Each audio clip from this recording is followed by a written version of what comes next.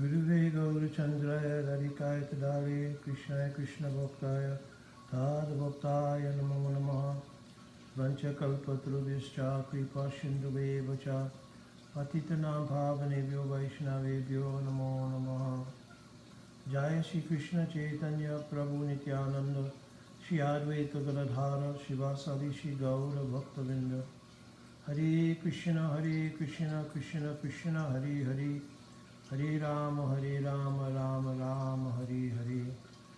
Dandavat Pranam. I want to offer first of all my Dandavat Pranam thousands of times unto the lotus feet of my Guru Parapadma. Nityali la Pravishtom Vishnu Pada Paramhamsa Stota Rasata Sisima Srila Bhakti Vedanta Narayan Goswami Maharaj.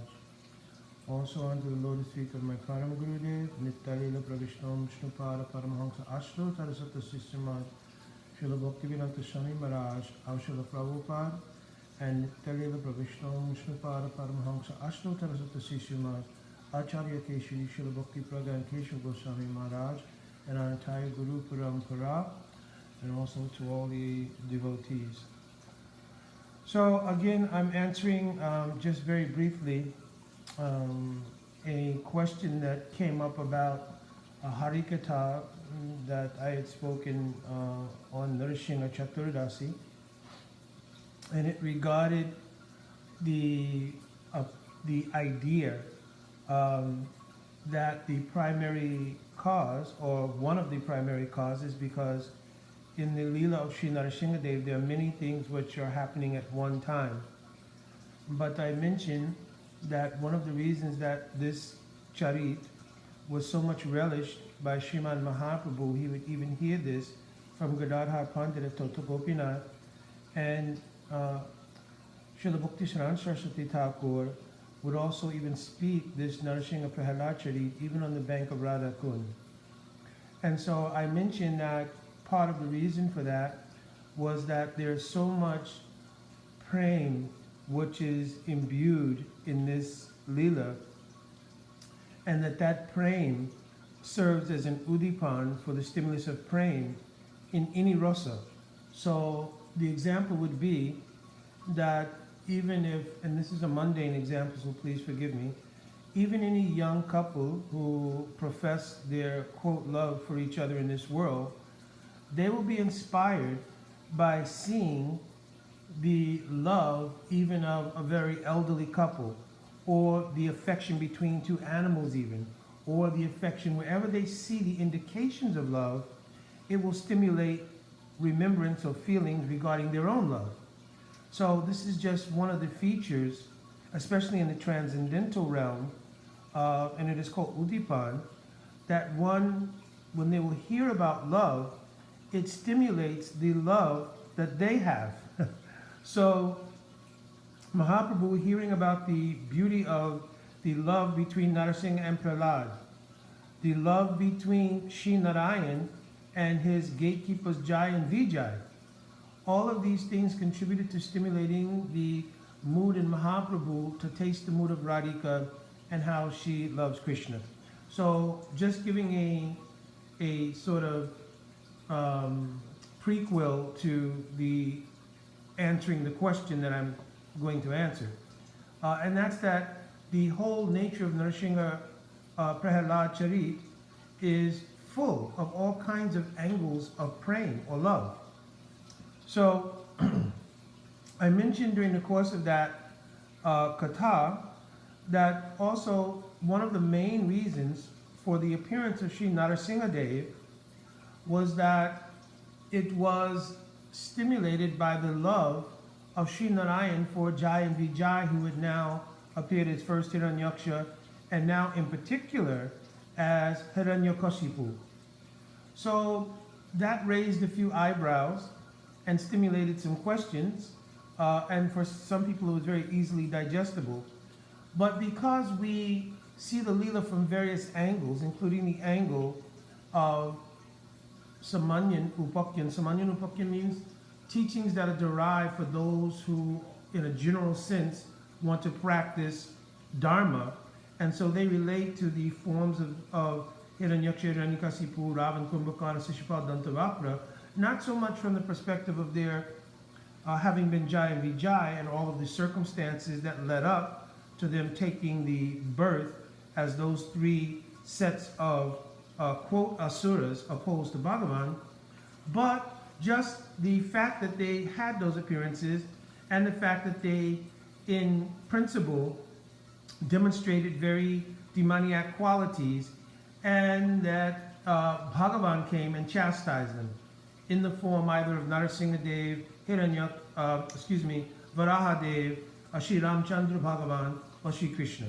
So, but for those who are on the path of devotion, then they understand the object and the objective of Srimad Bhagavatam and all the narrations of Srimad Bhagavatam to be set in the goal of proving the supremacy of praying, in particularly the praying of Radha for Krishna, and also the beauty of service to that praying, right, which is Radhadasyam, and which is then completely manifest in the sequel to Krishna Lila, which is Gaura Lila, in which Mahaprabhu is called Prem Purushottam, because the dominant feature of the Gaura Lila is praying, that Krishna himself is tasting the mood and prem of Radhika, and he's offered Unata Ujjwala Rasa Svabhakti Sriyam, the opportunity for those to serve that love, which is called Palyadasi Bhav, Manjari Bhav, or Radhadasyam, to obtain that. So, understanding this perspective, the Srimad Bhagavatam, its objective is to prove the glory of Radha's Prem and Radhadasyam. Then we could look that everywhere we see in Srimad Bhagavatam is geared. This is called Abhyas. It's the theme of Srimad Bhagavatam, is to prove the glory of praying or love in so many different ways and circumstances. How Bhagavan shows love for Ajamil, who seemed to have strayed from the path, but having taken the Abhas of Harinam, was delivered. Right? So in so many ways, in so many, I don't want to go through, 355 chapters, 18,000 verses to prove this point. But the idea is that love is everywhere in Srimad Bhagavatam. And those things that are not directly speaking about love are talking about how to obtain it. So one angle of vision on the Leela of Narsingh and Prahlad, and in this case Jai and Vijay as well, is to show the expanse of that love for the Lord and his devotees. So in the Srimad Bhagavatam, in the third canto of Bhagavatam, it mentions clearly Maya Samramba Jogena Nishtuja Brahmahelanam Pratyakshastvam Niskanam Niskasham Me Kalena Alpasya Punaha. So this verse, it describes that the anger that was the hallmark quality of Hiranyakasipu and Hiranyaksha as well, right? The hallmark quality of that anger, Samrama, was actually Bhakti Yoga, right? Srila Prabhupada writes in the purport. I'm going to read part of the purport that Srila Prabhupada wrote here.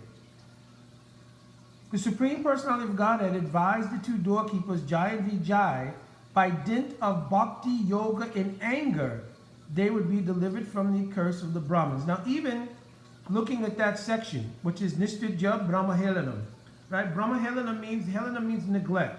So by having neglected, which is tantamount here to having angered the four Kumars and hence the curse being pronounced, because of that, they had to face some difficulty, which is to come to the material world.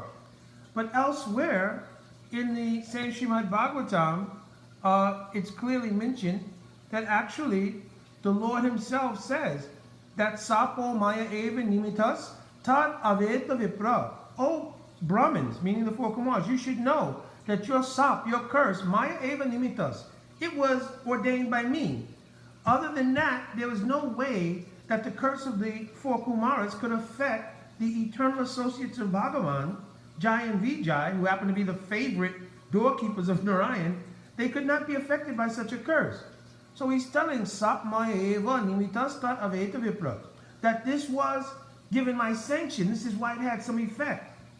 So the fall of Jai and Vijay was not the curse of the four Kumaras, but of course there's a backstory, and maybe in Bhagavad Sandarbha it is mentioned Jaya Vijaya Sanakari Sap Vyajema. The word Vyajema means it was like a pretense. The pronounced curse of the four Kumars was a pretense. Padma Uttarakande, Shobhakti Vinodaya. In order for the Lord to enjoy Veera Ras with his devotees. Veera Ras means the Ras of chivalry, right? And therefore the act of fighting and doing other things which display power in a manner of experiencing Veera Ras. I guess that's the best explanation for Veera Ras, is the mood of chivalry. So by having adequate competition, so to speak, one, and two, being devotees, which means they are the ashraya of a particular rasa, which means they're able to provide the exchange of rasa with the Lord.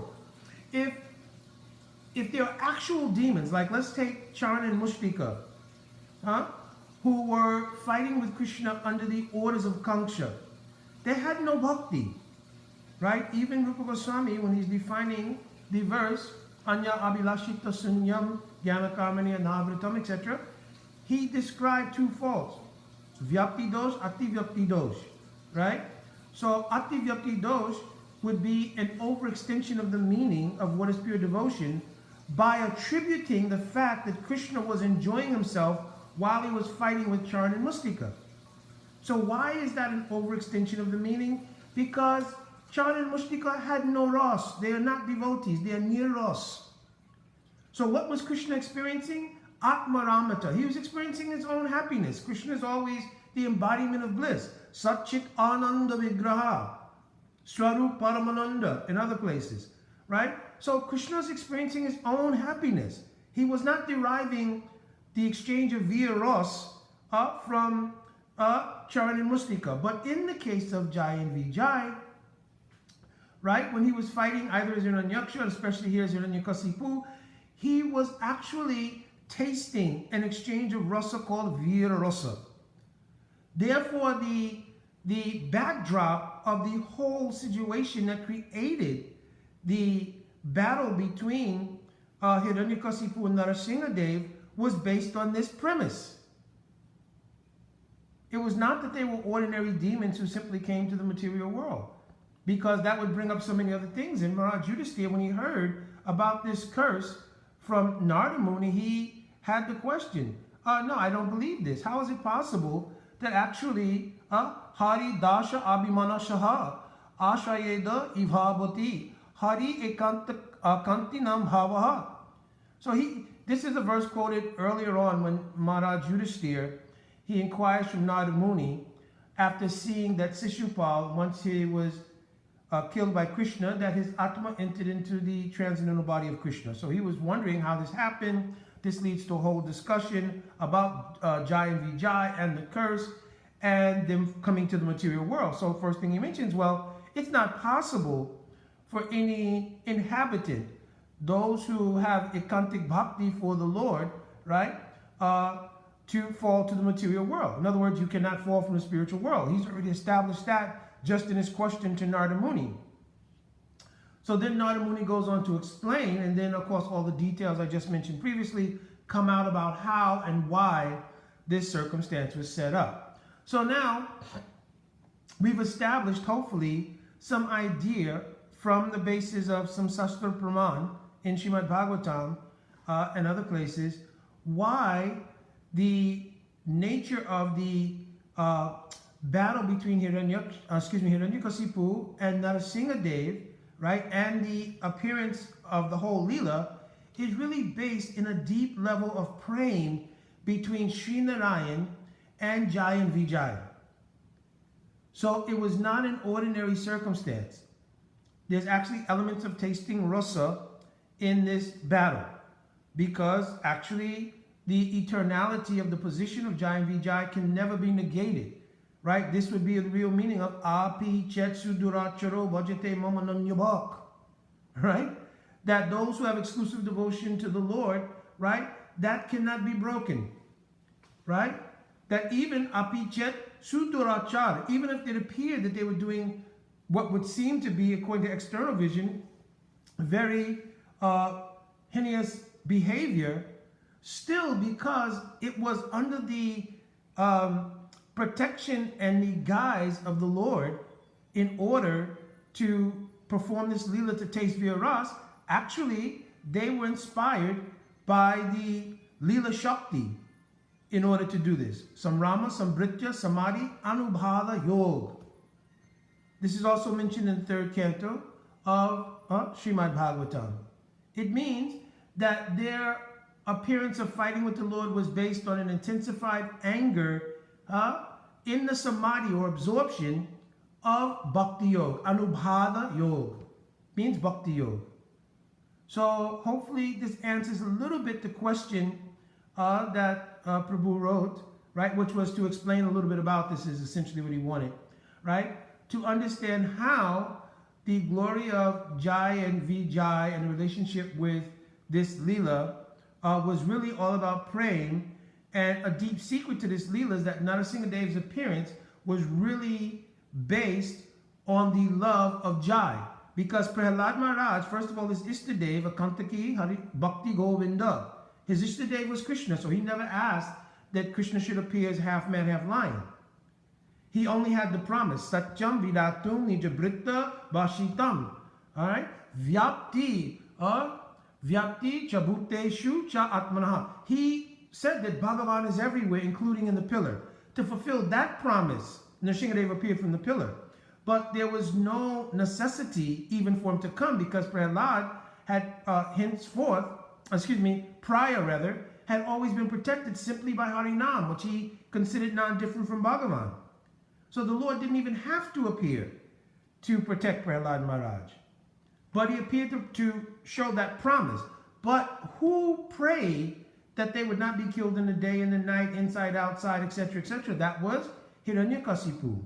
And therefore the amazing appearance of Narsingh Dev was based on the satisfaction of that desire of Hiranyakasipu, who was Jai, and therefore the Lord took this amazing form. So hopefully this gives just some understanding of the depth also of Narsingh Prahlad Charit. Jai Vancha Kalpaturvesha Kripa Shinnavevacha Patitanam Pavnim Vaishnavevya Namo Namaha.